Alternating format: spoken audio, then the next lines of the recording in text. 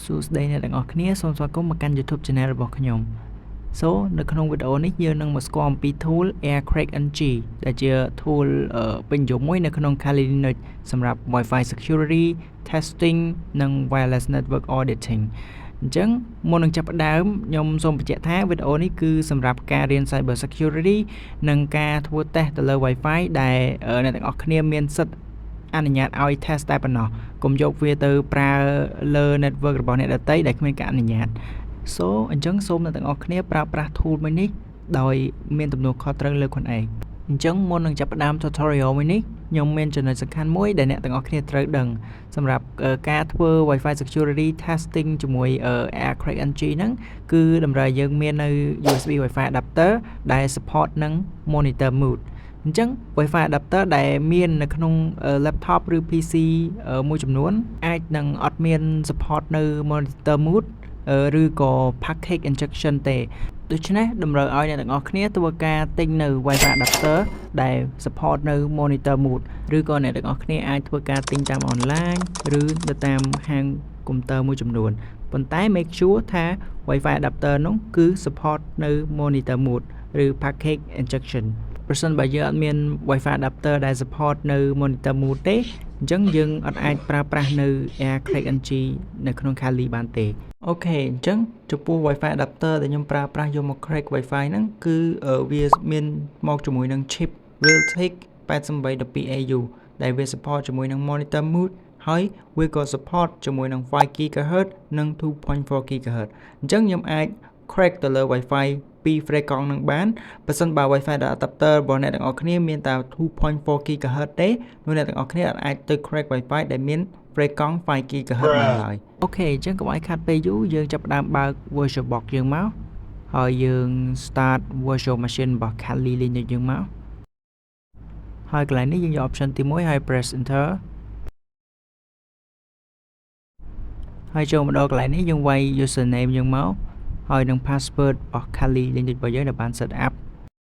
អូខេអញ្ចឹងចូលមកដល់ Kali ហើយអញ្ចឹងខ្ញុំចាប់ផ្ដើមធ្វើការបើកនៅ terminal 2សម្រាប់ធ្វើការប្រើប្រាស់នៅ tool Aircrack NG ហ្នឹងអញ្ចឹងខ្ញុំប្រើមួយសម្រាប់ DOS ហើយមួយទៀតសម្រាប់ capture នៅ Wi-Fi អូខេអញ្ចឹងខ្ញុំវាយ sudo su ដើម្បីប្រើ terminal ជា administrator ហើយខ្ញុំវាយ password របស់ខ្ញុំ enter ហើយបន្ទាប់មកខ្ញុំ clear អញ្ចឹងបន្ទាប់មកខ្ញុំវាយ iw-config ដើម្បីឆែកនៅ Wi-Fi adapter ដែល available នៅក្នុង Kali Linux អញ្ចឹងដោយសារខ្ញុំអត់ទាន់ដោត USB Wi-Fi adapter របស់ខ្ញុំចូលទៅក្នុងកុំព្យូទ័ររបស់ខ្ញុំទេអញ្ចឹងវាមានបង្ហាញនៅក្នុងហ្នឹងទេអញ្ចឹងខ្ញុំធ្វើការដោត Wi-Fi adapter ខ្ញុំចូលទៅក្នុងកុំព្យូទ័ររបស់ខ្ញុំសិនអញ្ចឹងបន្ទាប់ពីដោត USB Wi-Fi adapter ចូលទៅក្នុងកុំព្យូទ័រហើយយើងចាប់ផ្ដើម click ទៅលើពាក្យថា device ហើយ USB បន្ទាប់មកយើង click ទៅលើឈ្មោះ Wi-Fi របស់យើងហើយយើងអាច check មើល again ថាវាជាប់អត់ឃើញវា take គ្រីសអញ្ចឹងមានន័យថាវាជាប់ហើយអញ្ចឹងដើម្បី make sure ថា Wi-Fi adapter ហ្នឹង available នៅក្នុង Kali Linux យើងអត់អញ្ចឹងយើងវាយ iw-config បន្ទាប់មកវានឹងបង្ហាញនៅ Wi-Fi adapter ថ្មីមួយទៀតមានឈ្មោះថា VLAN 0 អញ្ចឹង VLAN 0 ហ្នឹងគឺជា Wi-Fi adapter ដែលខ្ញុំបានដោតវាចូលទៅក្នុងកុំព្យូទ័រខ្ញុំមិញហ្នឹងហើយ mode វាបច្ចុប្បន្នគឺស្ថិតនៅ mode manage អញ្ចឹង mode manage ហ្នឹងមានន័យថា Wi-Fi adapter របស់អ្នកទាំងអស់គ្នាហ្នឹងកំពុងស្ថិតនៅ mode ធម្មតាដែលជាទូទៅប្រើប្រាស់សម្រាប់ភ្ជាប់ Wi-Fi ពីកុំព្យូទ័រយើងទៅ router អញ្ចឹងទៅហើយវាអត់អាច listen ឬចាប់យក wireless frames សម្រាប់ security testing ទេអញ្ចឹងដើម្បីអាចឲ្យ Wi-Fi adapter របស់យើងអាចចាប់យក wireless frames យើងត្រូវ run នៅ command មួយដែលមានឈ្មោះថា airmon-ng start VLAN 0បន្ទាប់មកយើង press enter មកអូខេអញ្ចឹងនេះឈ្មោះ Wi-Fi adapter របស់យើងហើយវាបង្ហាញពាក្យថា monitor mode enable អញ្ចឹងមានន័យថាវាផ្លាស់ប្ដូរពី mode manage mode មកជា monitor mode អញ្ចឹងដល់យើងកំពុងស្ថិតនៅក្នុង monitor mode អញ្ចឹងយើងអាចចាប់យក wireless frame បានហើយបន្ទាប់មកយើងទៅ run command line មួយទៀតដែលមានឈ្មោះថា airmon-ng check kill បន្ទាប់មកយើង press enter អញ្ចឹងយើង run airmon-ng check kill ហ្នឹងគឺដើម្បីបញ្ឈប់ process ដែលកំពុងគ្រប់គ្រង Wi-Fi adapter របស់យើងដែលអាចរំខានដល់ monitor mode របស់យើងអញ្ចឹងណាអូខេអញ្ចឹងបន្ទាប់មកយើងចូលទៅ command line មួយទៀតដែលមានឈ្មោះថា aero dump ng VLAN 0 ចឹងខ្ញុំបញ្ជាក់ដល់អ្នកទាំងអស់គ្នា VLAN 0 ហ្នឹងគឺឈ្មោះ Wi-Fi adapter របស់យើងហើយនៅកន្លែងនេះខ្ញុំវាយ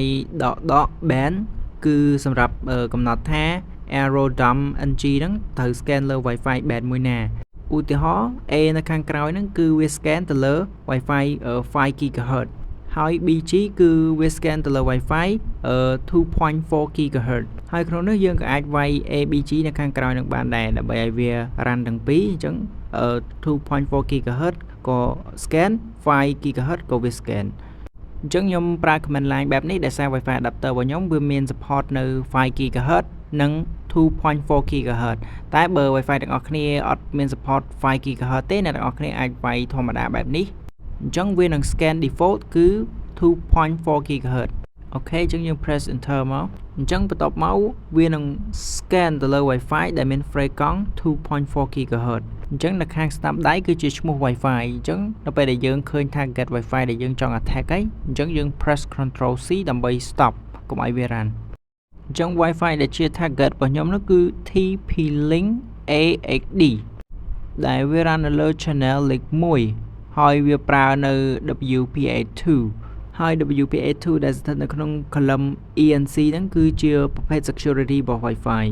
ហើយនេះគឺជា BSS ID របស់វាអញ្ចឹង BSS ID គឺជា MAC address របស់ access point ដែលយើងប្រើសម្រាប់សម្គាល់ Wi-Fi network មួយពី network ផ្សេងទៀតអញ្ចឹងជាដំបូងយើងទៅ copy យក BSS ID វាមកហើយបន្ទាប់មកយើង run command មួយដែលមានឈ្មោះថា AeroDom NG បន្ទាប់មក .w TP-Link អញ្ចឹងកន្លែង .w TP-Link ហ្នឹងគឺយើងកំណត់ឈ្មោះ output file prefix ជា TP-Link ហើយយើងនឹងយក file ដែលយើងបានដាក់ឈ្មោះហ្នឹងយកទៅ crack password ហើយបន្ទាប់មកខ្ញុំវាយ .c ហ្នឹងគឺ channel វាគឺនៅ channel លេខ1អញ្ចឹងខ្ញុំវាយលេខ1មកហើយ .bss id ហើយយើង paste bss id វាមកVLAN 0 អញ្ចឹង VLAN 0 នៅខាងក្រោយហ្នឹងគឺសំដៅលើ wireless interface ដែលកំពុងស្ថិតនៅក្នុង monitor mode ហ្នឹងឯងដែលជា Wi-Fi adapter យើងហ្នឹងណាហើយបន្ទាប់មកយើង press enter មកអូខេអញ្ចឹងយើងប្រើ command មួយនេះដើម្បីផ្ដោតលើ access point មួយជាក់លាក់នៅលើ channel លេខ1ហើយវានឹង capture wireless traffic ទុកនៅក្នុង file TP-Link ដែលយើងបានដាក់ឈ្មោះ .w TP-Link ហ្នឹងឯងអូខេអញ្ចឹងខ្ញុំចូលទៅកាន់ terminal មួយទៀតខ្ញុំធ្វើការ break វាចឹងវាយ sudo su ដើម្បី run ជា administrator ហើយខ្ញុំ clear វាតបមកយើងវាយ command មួយទៀតដែលមានឈ្មោះថា air replay ng .doth 0 ហើយ .a បន្ទាប់មក paste bss id ចូលហើយ VLAN 0អញ្ចឹងយើង run command line មួយនេះគឺដើម្បី the authentication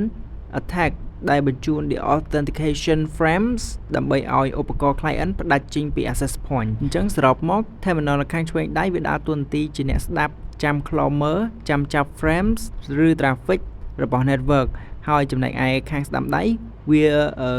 ដើរតួនាទីជា the authentication ដើម្បីផ្ដាច់ឧបករណ៍ client ចេញពី access point អញ្ចឹងសួរថាតើមូលហេតុអ្វីដែលយើង run air replay ng the auth ហ្នឹងដើម្បីផ្ដាច់ client ចេញពី access point អញ្ចឹងមូលហេតុនោះគឺដើម្បីយើងធ្វើការសិក្សាទៅលើ Wi-Fi authentication handshake process ដែលកើតនៅលើ client connect ទៅ access point វិញហ្នឹងអញ្ចឹងដល់ពេលដែលយើង run command line មួយហ្នឹងអញ្ចឹង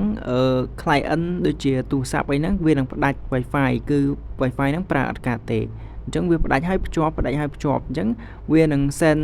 traffic Wi-Fi ដែលផ្ដាច់ហើយភ្ជាប់ហ្នឹងមកនៅក្នុង file capture របស់យើងហ្នឹងដែល file capture យើងឈ្មោះ TP-Link ហ្នឹងឯងហើយមួយទៀតនៅកន្លែងក្រោយ DOS ហ្នឹងវាមានលេខ0អញ្ចឹងលេខ0ហ្នឹងគឺសំដៅលើ process ប្រមាណដងរបស់ DOS ហ្នឹងអញ្ចឹងបើយើងវាយលេខ0គឺវា process រហូតតើតាយើង Ctrl C ដើម្បីឈប់អញ្ចឹងបើយើងវាយលេខ3ឬលេខ2វា process តែ2ដងឯងជាមួយខ្ញុំសាកមើលឃើញវា run តែ process តែ2ដងឯងអញ្ចឹងវាឈប់ហើយតែបើយើងឲ្យតម្លៃវា0វិញអញ្ចឹងវានឹងprocess រហូតតតែយើង press Ctrl C ដើម្បីបញ្ឈប់វាអញ្ចឹងនៅពេលដែលខ្ញុំ run command line ហ្នឹង device របស់ client នឹងផ្ដាច់ចេញពី access point អញ្ចឹងនៅខាងឆ្វេងដៃគឺជា screen ទូរស័ព្ទរបស់ខ្ញុំនៅពេលខ្ញុំ run command ហ្នឹងទៅគឺវាដាច់ Wi-Fi គឺ client អត់អាចភ្ជាប់ទៅកាន់ Wi-Fi router បានទេអញ្ចឹង access point យើងគឺផ្ដាច់ពី client ហ្នឹងបាត់ហើយអញ្ចឹងនៅពេលដែលយើង stop the OS វិញគឺ Wi-Fi គឺនឹង connect មកទូរស័ព្ទយើងវិញអញ្ចឹងយើងនឹងឃើញពាក្យថា ePOL ហើយនៅខាងលើនោះគឺយើងនឹងឃើញពាក្យថា WPA handshake អញ្ចឹងវាមានន័យថា client និង access point បានធ្វើការផ្ទៀងផ្ទាត់គ្នាហើយ ARODAM NG ហ្នឹងបានចាប់ឃើញការផ្លាស់ប្ដូរ authentication ហើយ handshake វាមិនមែនជា Wi-Fi password ទេប៉ុន្តែវាជាទិន្នន័យដែលប្រើសម្រាប់សិក្សានិងធ្វើ security test ទៅលើ WPA network ដើម្បីយើងយកទៅ crack Wi-Fi password ហ្នឹងឯងអញ្ចឹងយើង scroll ទៅលើយើងនឹងឃើញ file មួយមានឈ្មោះថា tplink.01.cap អញ្ចឹង CAP មកពីពាក្យពេញថា capture បន្ទាប់មកយើង copy ឈ្មោះ file ហ្នឹងមកហើយយើងមកផ្ទៀងផ្ទាត់ថាតើវាពិតជាបាន store នៅ data authentication ពី client និង access point មែនអត់អញ្ចឹងដើម្បីយើង check មើលគឺយើង copy ឈ្មោះ file ហ្នឹងមកហើយយើងវាយពាក្យថា Wireshark ហើយឈ្មោះ file ហ្នឹងបន្ទាប់មកយើង filter ពាក្យថា ePOL បន្ទាប់មកយើង press enter មកវានឹងបង្ហាញ ePOL ជាច្រើនអញ្ចឹងនៅក្នុង Wireshark យើងអាច filter ePOL ដើម្បីមើល ePOL package អញ្ចឹង ePOL package ទាំងអស់នេះជាផ្នែកមួយនៃ WPA four way handshake ដែលកើតឡើងនៅពេលដែល client និង access point ធ្វើការ authentication គ្នាទៅវិញមកអញ្ចឹងនៅពេលដែលយើង filter ឃើញ ePOL បែបហ្នឹងគឺយើងអាចយក file ហ្នឹងយកទៅ crack password បានហើយតែក្នុងករណីបើវាអត់មាននៅ filter មកអត់មាន ePOL ទេគឺវា blank អញ្ចឹងយើងអាចយក file ហ្នឹងយកទៅ crack Wi-Fi password បានទេអូខេអញ្ចឹងជាបន្ទាប់យើង close វាមកហើយយើង clear តោះមកខ្ញុំវាយ command line មួយដែលមានឈ្មោះថា air crack ng ហើយ paste ឈ្មោះ file ចូល .w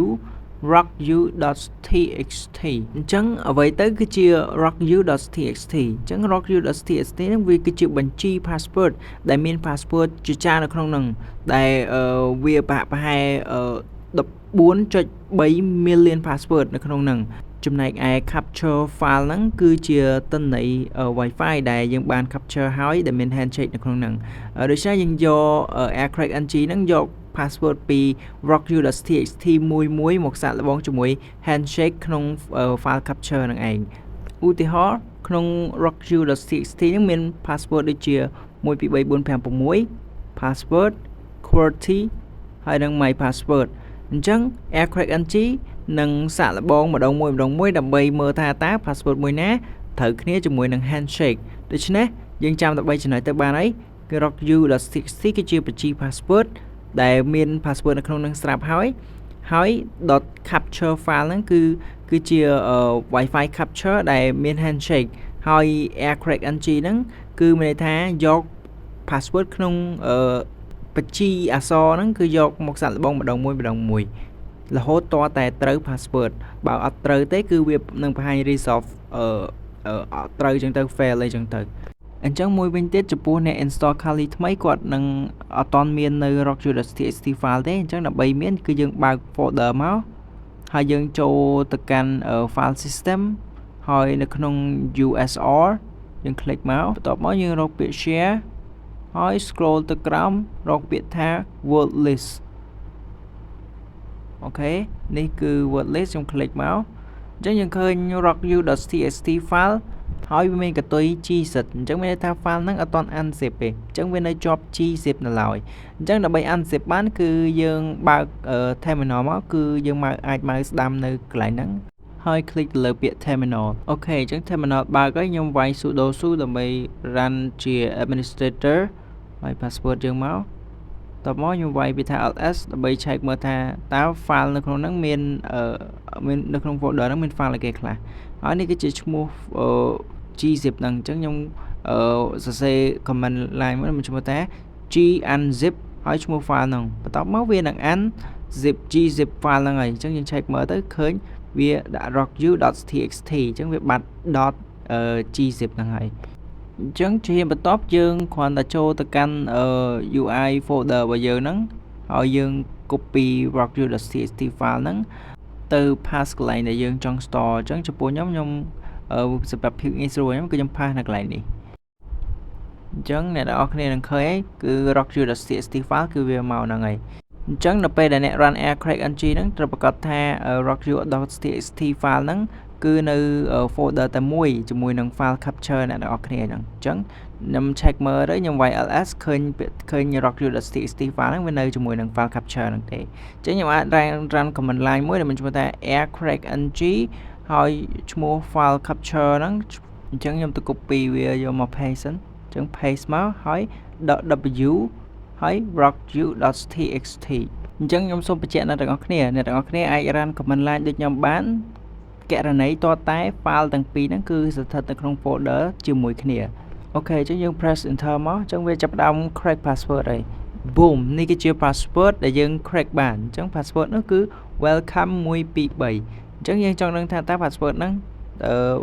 ត្រឹមត្រូវពិតប្រាកដមែនទេអត់អញ្ចឹងយើងអាចទៅ test ផ្ទាល់បានអញ្ចឹងខ្ញុំចូលទៅ connect wifi នៅខាងក្រោមបន្ទាប់មកខ្ញុំវាយ password នឹងចូល welcome 123អូខេ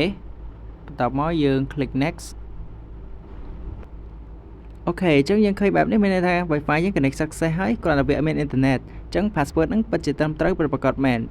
អូខេអញ្ចឹងនេះជាចុងបញ្ចប់នៃ tutorial aircrackng របស់យើងហើយអញ្ចឹងថ្ងៃនេះយើងបានស្គាល់អំពី Wi-Fi adapter ដែល support monitor mode របៀបប្រើ airmodng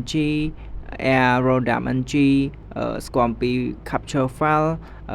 WPA handshake ePOL ហើយចុងក្រោយយើងស្គាល់នៅ word list ដូចជា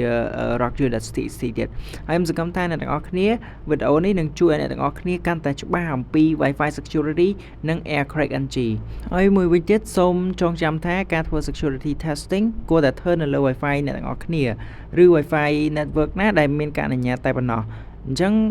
បើសិនបើអ្នកទាំងអស់គ្នាចូលចិត្តវីដេអូនេះសូមជួយ like និង subscribe និង share និងដើម្បីគាំទ្រ YouTube channel របស់ខ្ញុំបើមាន topic ផ្សេងទៀតដែលអ្នកចង់ឲ្យខ្ញុំធ្វើ tutorial បង្ហាញសូម comment នៅខាងក្រោមអញ្ចឹងបើអ្នកទាំងអស់គ្នាមានចម្ងល់ឬអត់សូវច្បាស់កន្លែងណាមួយអាច comment នៅខាងក្រោមអញ្ចឹងខ្ញុំនឹងព្យាយាមឆ្លើយតបតាមតែអាចធ្វើទៅបានអរគុណអ្នកទាំងអស់គ្នាសម្រាប់ការទស្សនាជួបគ្នានៅវីដេអូបន្ទាប់